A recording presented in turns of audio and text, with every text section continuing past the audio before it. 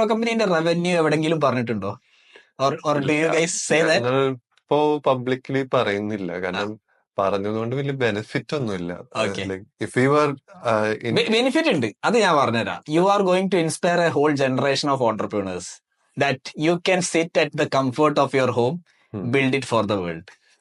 അത് ശരിയാണ്. പക്ഷെ ഇപ്പൊ പറഞ്ഞു കഴിഞ്ഞാൽ ഞങ്ങൾക്കൊരു പ്രശ്നം ഉണ്ടായിരുന്നു. കോപ്പി കാറ്റ് ഉണ്ടായി. എക്സാക്ട്ലി മൈക്രോ കമ്പനി വെബ്സൈറ്റും പ്രൊഡക്ട്സും അതേപോലത്തെ ഡൊമൈൻസ് വാങ്ങിച്ചിട്ട് കറക്റ്റ് കോപ്പി ചെയ്തു.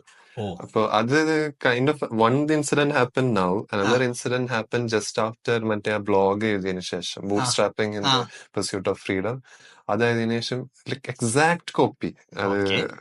അതൊരു ഇതില്ലാണ്ട് കണ്ടപ്പോ ഞങ്ങൾക്ക് മനസ്സിലായി, like when people hear success stories, two things happen. One, it means okay I can create a copy cat and make a money, or they get inspired.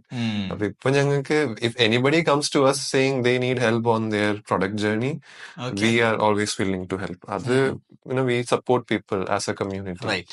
പക്ഷെ ഈ copycats we are just afraid of them. അതിപ്പോ ഞങ്ങൾക്കിപ്പോ ഒരു ചില customers ഇത് നിങ്ങളുടെ product അല്ലേ എന്ന് ചോദിച്ചു വരാം, പക്ഷെ it's actually their product which is copying us.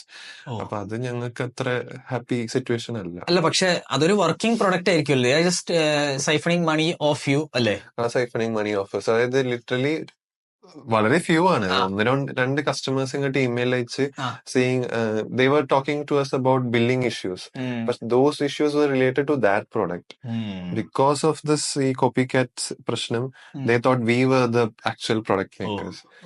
അപ്പൊ അങ്ങനെയുള്ള മൈനർ ഇഷ്യൂസ് ആണ് ഇപ്പൊ ഞങ്ങൾ നെഗ്ലക്ട് ചെയ്യാണ്.